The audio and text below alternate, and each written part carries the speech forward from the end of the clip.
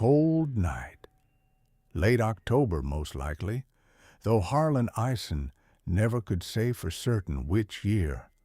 He was standing at his own fence line, looking toward a glow on the far ridge, somebody's barn catching fire 2 farms over, close enough to worry a man into stepping outside to watch it a spell. That's when he seen the first one, a shape, coming out the back door of the house next door, the Slone place, walking slow across the dark field toward their own barn. Didn't carry no lantern, didn't call out, walked right up to them big barn doors, stood there facing 'em, still as a fence post, for right around 3 minutes by Harlan's count. Then turned around and walked back to the house. Harlan didn't move from that fence. Some feeling he couldn't name kept him planted there, and near 20 minutes later, a second shape come out that same door. Then a good while after that, a third. Harlan Ison was neighbor to that family the better part of his whole life, young'un, and what he watched happen at that barn, one member of that household at a time, straight on through till near daybreak, is the reason he never spoke the name Slone again after that night. Not once, not for 40 more years. I aim to tell you what he saw. But first, you got to know how a man gets that close to a family for that long, without ever once knowing the truth of what they were keeping. Before I get on into it, for them just settling in, name's Elias. Papaw Elias, if you're kindly. I'm out here 2 nights a week, Saturdays and Sundays. And if this porch is one you mean to keep coming back to, I'd take it as a kindness if you'd subscribe. Hit that like button too if it's earned it, so more folks find their way here. Now, let me take you back some 30 years before that night at the fence. Now, I already give you the shape of that night, but let me set the whole scene proper, the way Harlan said it for me. He'd stepped out on account of the fire glow. The Ison place set higher on the ridge than the Slone place, gave him a clear enough view of the far horizon, and he wanted to satisfy himself it wasn't creeping his direction before he went back to bed. Stood out there in his nightshirt and his boots, breath fogging, watching that orange smear against the black sky. Wind had died down complete too, which he noted even then as odd for that time of year. October nights up that holler usually carried a steady draft down off the ridge, but that night the air sat dead still, thick enough Harlan said he could feel it against his skin like a held breath.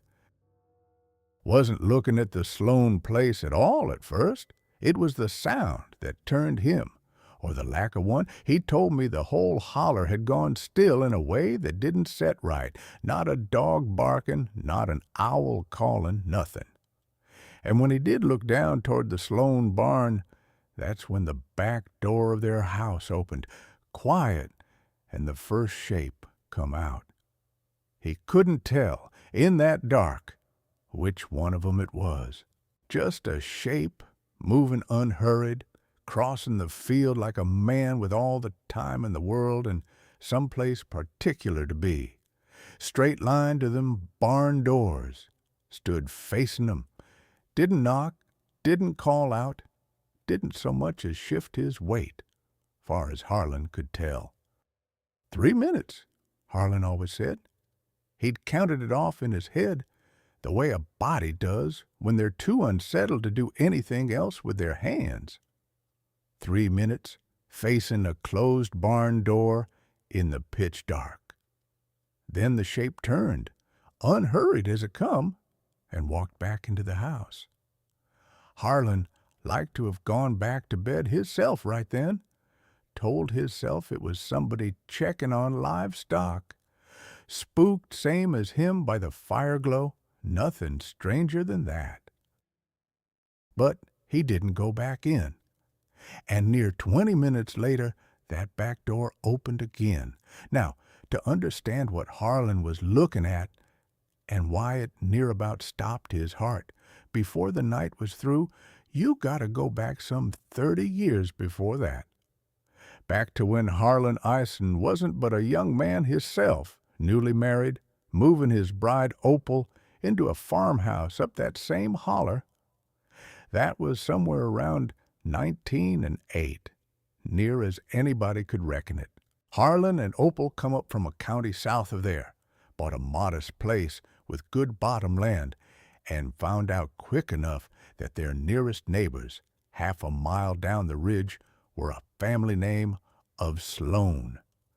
First time Harlan ever laid eyes on any of 'em was about a week after he and Opal moved in, when Rufus Slone walked over unannounced of a Sunday afternoon, carrying a jar of molasses and a plow blade he'd heard the new folks might be needin', on account of theirs being cracked at the tang, didn't stay to visit. Handed it over, said welcome to the holler, and walked back home before Opal even had coffee poured. Struck Harlan as neighborly enough at the time. It was only looking back, years on, that he recognized it for what it was, kindness delivered at arm's length, same as everything else that family ever offered anybody. Harlan didn't think nothing more of the Slones at first beyond that. Why would he? They were just the family next door, the kind you wave to on the road, trade eggs with come spring, see at the same church house of a Sunday if the Slones went to church, which, now that he thought back on it, telling it to me, he couldn't rightly recall ever seeing them do. Wasn't till years passed, and Harlan got to know that family's rhythms the way you do a neighbor you've had half your life, that he started noticing things, small things, things a body explains away easy enough, one at a time. It's only when you set 'em all down together, same as I'm fixin' to do for you now, that they stop looking like coincidence. Let me tell you who the Slones were, far as anybody in that holler ever really knew 'em. Rufus Slone was the man of that house. Big frame fella, quiet by nature, worked his own land, and didn't hire out much except come harvest. His wife was Ida, a soft-spoken woman who kept a garden near as fine as any in the holler and always had something put up in a jar to send home with a visitor, on the rare occasion the Slones had a visitor. They had 3 children, near as Harlan could recollect the ages, a boy named Boyd, the oldest, then a girl, Ada, and the youngest, another girl, name of Desi. By every account Harlan ever gave, they were decent people, paid their debts, kept their fences mended. Rufus would lend a hand at a barn raising, same as any man in that holler, and Ida nursed more than one sick neighbor through a hard winter with her own doctoring. Harlan's own boy took the croup bad. One winter, when he wasn't but 2 years old, bad enough Opal feared for him, and it was Ida Slone who come over unasked, past midnight, with a poultice and a steady hand, and sat up with that child till his breathing eased toward dawn. Never mentioned it again after. Never let Opal think her proper neither, just told her any mother would have done the same, and went on home before sun up. Wasn't a family anybody spoke ill of. But there was a reserve to 'em, a politeness that never once opened into anything warmer. You could sit on their porch a full hour, drink their coffee, talk crops and weather, and leave not knowing one thing more about that family than you did setting down. Harlan said it took him near 2 years of neighboring to even learn all 3 children's names. The Ison children, once they come along, went to that same one-room school as the Slone young'uns, and Harlan's own daughter told him, grown and looking back on it, that the Slone children were always polite, always sharp enough at their lessons, but never once invited another child home to play, and never once asked to go home with anybody else. kept to their own three, at recess and at lunch pail, same as their parents kept to theirselves. The school teacher used to remark on it, gentle-like, said they were old souls, the three of 'em, like children raised with more weight on 'em than most. The preacher from the holler church tried calling on 'em more than once over the years, pastoral visits being common practice, checking on souls that didn't turn out regular of a Sunday. Rufus always received him kind, offered coffee, listened respectful to whatever scripture the man brought, but no amount of calling ever brought a single Slone through the church house door, and after a time, even the most persistent preacher that Holler ever had quit trying, telling folks only that the Slones seemed to carry their faith private, same as they carried everything else. Their place set back off the main Holler road, same as most. House up front, near the road, garden and outbuildings behind it, and further back still, past the chicken coop and the smokehouse, a big barn with double doors, up close against where the cleared land give way to timber. That barn was the one thing about the property that always struck Harlan as a touch grander than it needed to be. Big enough to house a herd of cattle the Slones didn't keep, roofed better than the house itself, grass kept trimmed close around it, same as a dooryard. For a family that farmed modest, same as everybody else in that holler, it was a curious amount of care to put into one outbuilding.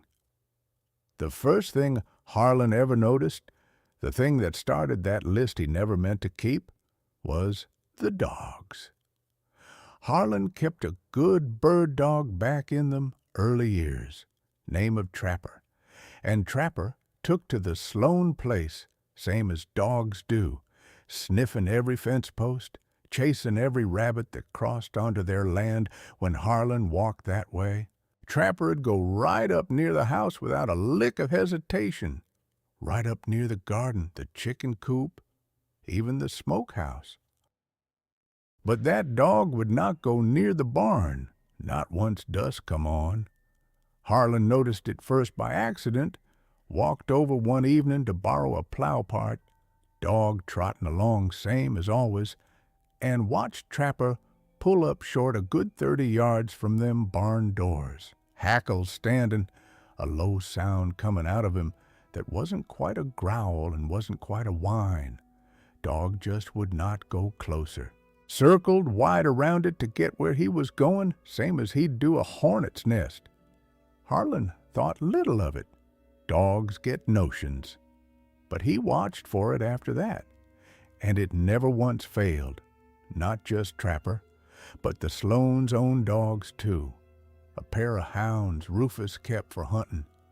Both animals, Harlan noticed over the following months, gave that barn a wide, careful path once the light started going, and not one of 'em ever crossed near it after full dark. Come daylight, mind you, them same hounds would lay right up against the barn wall in the shade, easy as anything. It was only the evening that changed 'em. Same held true for horses, near as Harlan ever noticed.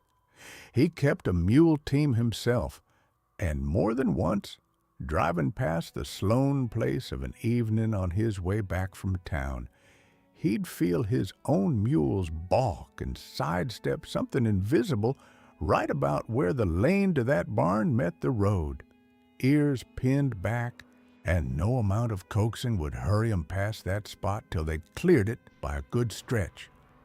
Harlan took to swinging wide round that turn hisself after a while, more out of not wanting to fight his team than any notion of his own. Harlan mentioned it once, just in passing, standing in the yard with Rufus, half joking about how peculiar dogs could be. Said something like, "That barn of yours must have a bear denned up under it, way the hounds carry on past dusk." Rufus didn't laugh, didn't answer for a second longer than a joke like that called for, just said, Reckon so, in a voice that closed the subject as sure as a door swinging shut and turned to something else needin' doing. Harlan took the hint, didn't mention it again, not for years. Let me stop you right there a second, young'un, 'cause that was just the first thing Harlan ever noticed. Wasn't the last, not by a long ways. I'm always curious where this porch reaches of an evening. So, if you'll do me a kindness, drop me a comment and tell me what town or county you're listening from tonight. And if you ever had a neighbor growing up that your own animals wouldn't go near, a dog that wouldn't cross a certain fence, a horse that balked at a certain gate, I'd be obliged to hear about that too. Now, back to Harlan and everything else he started to notice. Second thing come a few years after that, following a bad summer storm that tore shingles off half the roofs in that holler, the Slone barn included.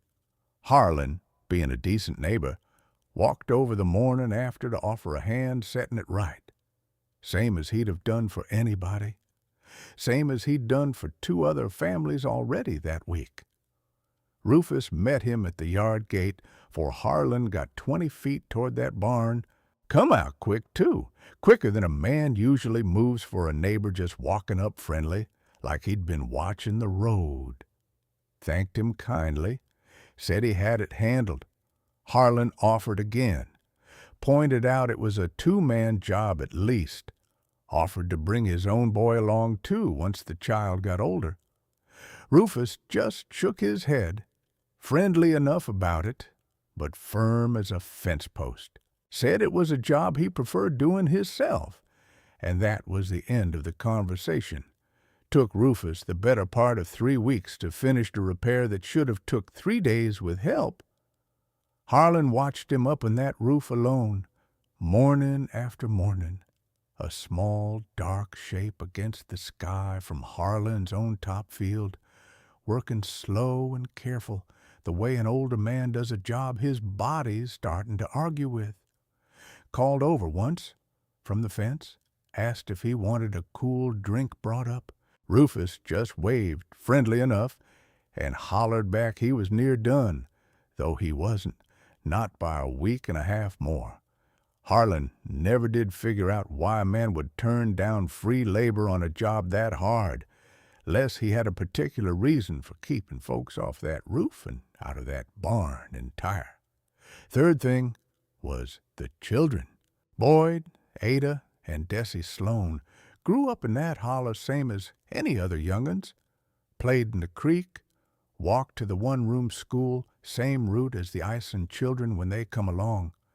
But Harlan never once, in all his years neighboring that family, saw a Slone child playing anywhere near that barn, not hide and seek, not chores, even far as he ever witnessed, and a farm child not doing chores around a working barn was peculiar on its own. Whatever went on inside them children's raising, that barn wasn't part of their world in the ordinary way a barn's part of any farm child's world. Community talk had it too, though Harlan only ever got this secondhand, that a bunch of holler boys dared each other one summer afternoon to run up and touch that barn door and back.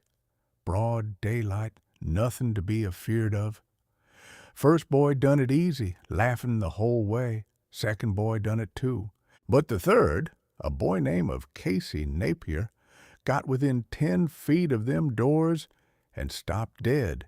Wouldn't go no closer, wouldn't say why, and wasn't never able to explain it to the other boys' satisfaction, except to say something told him not to. Boys teased him over it for a season and then let it drop, same as boys do. Fourth thing, and Harlan only put this together looking back on it years later, was that the Slones never once, in all his time neighboring 'em, had anybody to supper past dusk. Dinner invitations always come for midday or Sunday afternoon, directly after church time.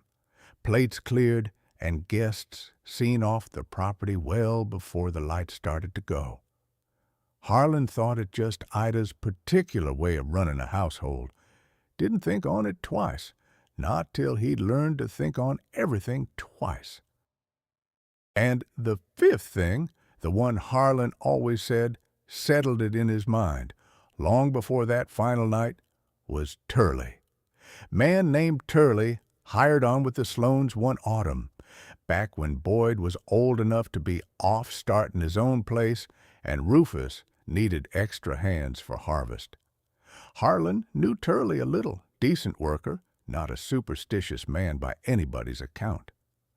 Turley showed up that first morning, worked a full day in them fields, ate supper with the family same as hired hands did back then. Only thing Harlan ever heard different about that particular day come from Turley hisself years later, just a scrap he let slip before he clammed up entire, said something about how come dusk Rufus had sent him back to the bunkhouse a good hour before regular quitting time, no reason given, just told him the day's work was done and he'd see him at breakfast, and by first light the next morning, Turley was gone. Walked off the property for breakfast, left his pay uncollected, and by week's end had moved clean out of the county. Harlan run into him some years later at a stock sale 2 counties over and asked him, careful, what happened that made him leave so sudden? Turley's face changed the second Harlan brought it up. Went the color of old ash, Harlan said, and his hand found the fence rail beside him like he needed it to stay upright. Wouldn't answer. Wouldn't so much as look at Harlan straight while he changed the subject. And Harlan, being a man who'd learned something about when to let a matter lie, didn't press him on it. Now, Harlan carried all them little things for years without ever putting them together proper. Wasn't till the very end of his own life, laying in his bed with his family and a few of us from the church settled round him, that he finally told the whole of it, the fire glow, the fence line, everything he seen that night. And I was one of the ones setting in that room. Small room that was. Harlan and Opal never had but the one house their whole married life. And the bedroom hadn't changed much in the 60-some years I'd known of it. Family Bible on the nightstand, a photograph of Opal, gone herself some years by then, propped against the lamp. Harlan's own daughter held his hand the whole while he talked, and I remember her looking at her daddy like she was hearing every word of it for the first time too, same as the rest of us. I'll give it to you the way he give it to me, near as an old man's memory allows. He said, I ain't never told a living soul this, and I don't rightly know why I'm telling it now, 'cept a man wants to set his account square 'fore he goes. He said he'd carried them little things about the Slones for the better part of 30 years by the time that night come. The dogs, the barn roof, the children, Turley, carried 'em without ever adding 'em up, the way a body will, with things that don't fit nowhere comfortable. He said, I want you to understand something. I wasn't spying on that family. I loved them Slones, far as a neighbor can love a family that never let him close. Rufus heaped me raise a barn of my own once. I'd a nursed my Opal through a fever like to have took her back in 29. They were good people. His voice, Harlan's, stayed flat the whole time he told it. Didn't rise, didn't catch, didn't so much as pause for breath in the hard parts. I remember setting there thinking it was the calmest I ever heard a dying man talk about anything, let alone something that clearly still had a hold on him after 40 years of silence. And that calm of his, young'un, is the same calm I'm trying to hold on to telling it to you now. I don't rightly know how else to carry a thing like this without it getting away from me. His hands, resting on top the quilt, had gone thin and spotted with age, shaken some by then with a tremor he'd had a few years already. But they went still, near steady, while he told the rest of it, like the telling itself was settling something in him that all them years of silence hadn't. He paused there a long while, too, long enough one of the women folk in the room asked if he needed to rest 'fore going on. He shook his head, said, "No, ma'am, rested on this too many years already." That night, he told us, "I've finally seen why. So let me give it to you complete now, young'un. The whole of what Harlan watched from that fence line, start to finish, the way he told it to us in that room. First one out the door, like I told you, was a shape that stood facing them barn doors a full 3 minutes 'fore turning back. Harlan told us from where he stood he could just make out by the shape and the walk that it was Rufus, big-framed, same steady gait Harlan had watched cross that field 1,000 times in daylight, now doing the same crossing in a silence so complete Harlan said he could hear his own heart. Rufus stood at them doors, didn't open 'em, didn't knock, just stood, facing the barn same as a man facing an altar, for them same 3 minutes, and walked back to the house without one backward glance. Near 20 minutes on, the second come out, smaller frame, quicker step. Harlan reckoned, from the size of him, it was Boyd, grown into a young man by then, but still favoring his mother's slighter build. Same walk to the barn, same 3 minutes facing them closed doors, same unhurried walk back, then a longer wait. Near 40 minutes, Harlan thought, though he admitted a man loses good count of time standing froze at a fence half the night. The third shape was smaller still, moving with a girl's lighter step, Ada, by his best guess. 3 minutes at the door, back to the house. The fourth come quicker after Desi, he reckoned, the youngest, and the only one of the four whose 3 minutes at that door seemed, to Harlan's eye, to carry some hesitation in it, a slight shift of weight, once, like she near turned away for catching herself and holding still the rest of her time. By then, Harlan's own feet had gone near numb in his boots, and more than once he told himself to go on inside, that whatever this was, it wasn't his business to keep witnessing it. But some part of him, the same part that couldn't look away from a house fire or a wreck on the road, kept him rooted to that fence, same as his mules used to root at the turn in that lane. And then, near on to 4 in the morning, with the sky just barely starting to gray in the east, the back door opened one final time. It was Ida.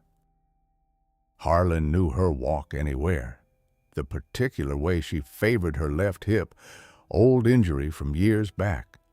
She crossed that field slower than the others had, and when she reached them, barn doors, she didn't stop at 3 minutes. She stood there a good deal longer. 5 minutes, Harlan reckoned, maybe closer to 6. Longer than any of the rest of them put together at the front end, standing facing that closed barn in the last dark of the night, same as a woman keeping vigil. And then she put her hand flat against the door, just for a second. Didn't open it, didn't knock. Just laid her palm against the wood, the way you'd rest a hand on somebody sleeping, gentle-like. Then she turned and walked back to the house, same unhurried pace, and the door closed behind her, and the whole Slone property went still and dark and ordinary again, same as any farm at first light.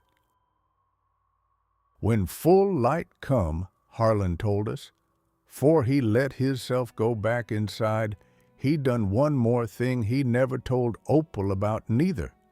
walked out to that barn hisself, careful, and looked at the ground in front of them doors, where frost had settled thick overnight, same as it does that time of year.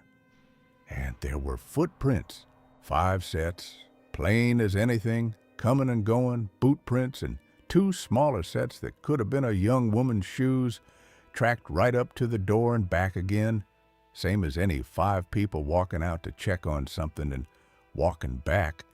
Ordinary prints, nothing about 'em wrong or strange to look at. And somehow, Harlan said, that was near the worst part of the whole night, knowing whatever he'd watched was flesh and bone same as him, walking on legs same as his own, and still he couldn't put a single word of sense to why. Harlan told us he stood at that fence a good while after, even once the sky had gone full gray, trying to make his legs carry him back inside. And when they finally did, and Opal asked him what in the world had kept him out there half the night, he found he could not make himself say one word of it.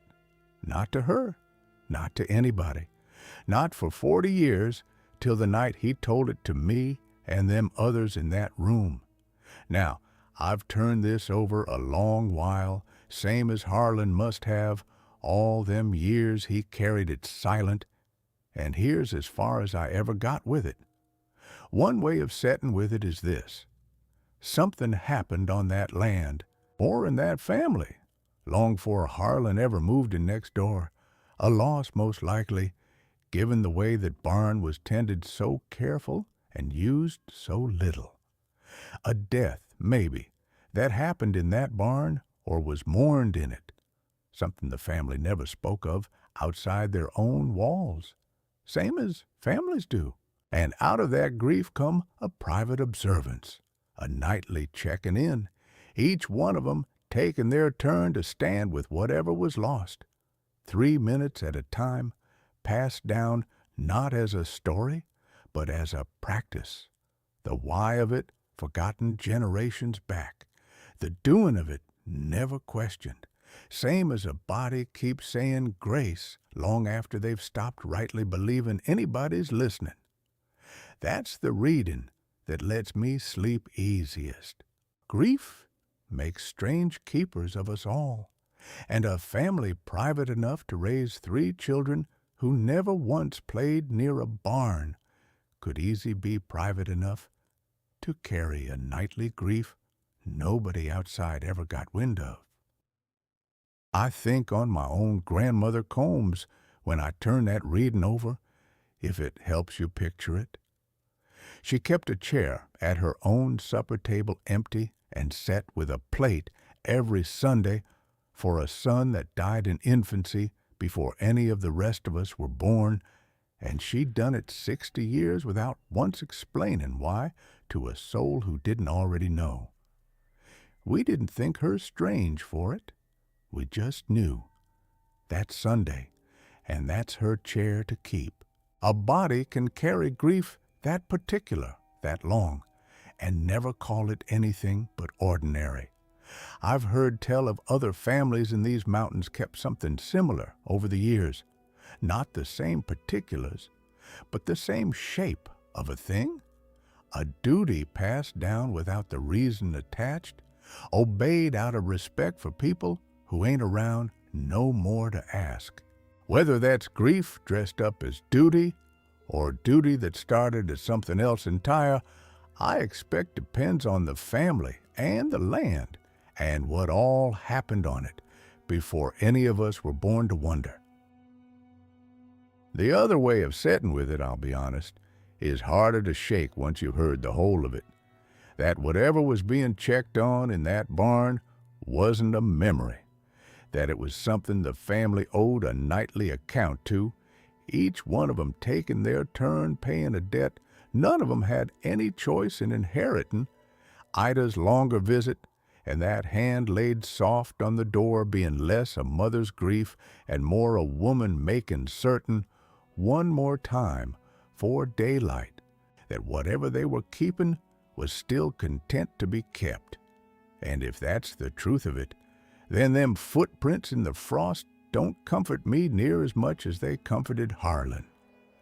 Ordinary boot prints don't rule out an extraordinary reason for walking them. A man can be flesh and bone, walking on his own two legs of his own free will, and still be answering to something that ain't flesh and bone at all. That's the part that sets hardest with me out of everything Harlan ever told me. Not that something unnatural might have been in that barn. That 5 ordinary people I might have took coffee with myself, walked out into the cold every single night of their lives, and never once, as far as anybody ever heard, complained about it, or questioned it, or asked to be let off the duty. I can't tell you which one's true, young'un. Harlan never could neither, and he had 40 years longer than any of us to turn it over. Harlan stayed neighbor to that family a good many years after that night. Rufus and Ida both lived on into old age, far as anybody in that holler recalled, and Harlan never once let on to either one of 'em what he'd seen. Went right on trading eggs, right on waving at 'em on the road, right on setting on their porch, drinking their coffee same as always, and never asked, and they never told, and both sides carried on the rest of their lives like that fence line night had never happened at all. Boyd, Ada, and Desi all grew, married off, and scattered same as most young folks from that holler eventually did, one to Ohio for mill work, near as Harlan could recollect, the other 2 further off still, and none of the 3 ever come back to settle that land. When Rufus passed, and Ida not long after, the property sat empty a good while, same as land does when nobody's left with a reason to claim it. Harlan did go to both funerals, Rufus's and then Ida's, stood at the graveside same as any decent neighbor, shook the hands of children he hadn't seen grown in years, said Ida's service was a small one, just family and a handful of church folks, nothing said about the woman beyond the ordinary kindnesses everybody already knew. He watched Boyd, at his mother's grave, glance once toward home, back down the ridge line toward where that barn still stood, and then look away quick, same as a man checking a door was locked, for he could let hisself leave it behind for good. A man from over in the next county made an offer on the property some years after, wanting the bottomland for cattle. Boyd, acting for all 3 of the children by then, sold him everything but the back 3 acres the barn sat on, carved it clean out of the deed, kept it in the family's name still, far as Harlan ever heard, though not one of the 3 Slone children ever come back to see about it. Whether that was Boyd's doing alone, or something all 3 of 'em agreed on without needing to discuss it, Harlan never did find out. Ada wrote her mother letters regular, right up until Ida passed, postmarked from a town in Ohio, same as her brothers, but never once, in any letter Ida ever showed a neighbor, did Ada ask after the barn or the property or anything about that back 3 acres at all. Desi, the youngest, Harlan lost track of entire after she married and moved off. Sent a card to both funerals, and that was the last anybody in that holler ever heard from her. Harlan told us he walked past that barn plenty times in the years after, checking the fence line same as any neighbor does, and never once let his eyes rest on them doors any longer than he could help. Said he couldn't have told you what he was afeard of finding, looking too long, just that he'd rather not know. The barn was still standing last Harlan knew of it, though nobody'd kept the grass trimmed around it in a good many years, and the roof he watched Rufus mend alone had long since started giving way again, with nobody left who cared enough or knew enough to fix it proper. Now, before I let you go tonight, I mean this serious. If you'd been standing at that fence line same as Harlan, would you have stayed to watch the whole of it through till daylight? Or would you have gone back inside after that first one and told yourself whatever you needed to sleep easy? Tell me down in the comments which one you'd have been. If this porch is one you mean to keep coming back to, I'd be obliged if you'd subscribe Saturdays and Sundays, same as always, with another one waiting on you. Next time, I got an account passed down from my own grandfather Ezra about a seam of coal that went quiet 3 shifts running, and what the canaries wouldn't tell the men that carried 'em down. For tonight, though, that barn's still standing, roof half give way, grass gone wild around it, and there ain't nobody left who remembers to be afeard of it but an old man's account, passed on to you. I've thought on Harlan's calm a great deal since that night in his room, young'un. A man who carries a thing 40 years without letting it show, and then lays it down flat and even, like he was telling you about a fence he'd mended, not the strangest night of his whole life. I asked him once, not long 'fore he passed, why he'd never told a soul before that room. He looked at me a good while, 'fore he answered, said, "Wasn't mine to tell, Elias. Wasn't never mine. I just happened to be standing at the fence when it wasn't meant for anybody to be standing there at all. I've kept that calm of his close to me, telling it to you tonight. Don't know as I done it right. Don't know as there's a right way to tell a thing like this at all." Harlan passed easy, not 2 days after that. When in his sleep, his daughter told me, same bed, same room. I've always took some comfort in that. Small as it is, whatever he carried, it didn't keep him from resting easy at the end. The Slones are long gone from that holler now. The barn's still there, what's left of it, and some nights, setting out here, I find myself wondering if anybody's still taking their turn at them doors, wherever the last of that family ended up settling. 3 minutes at a time. Same as always,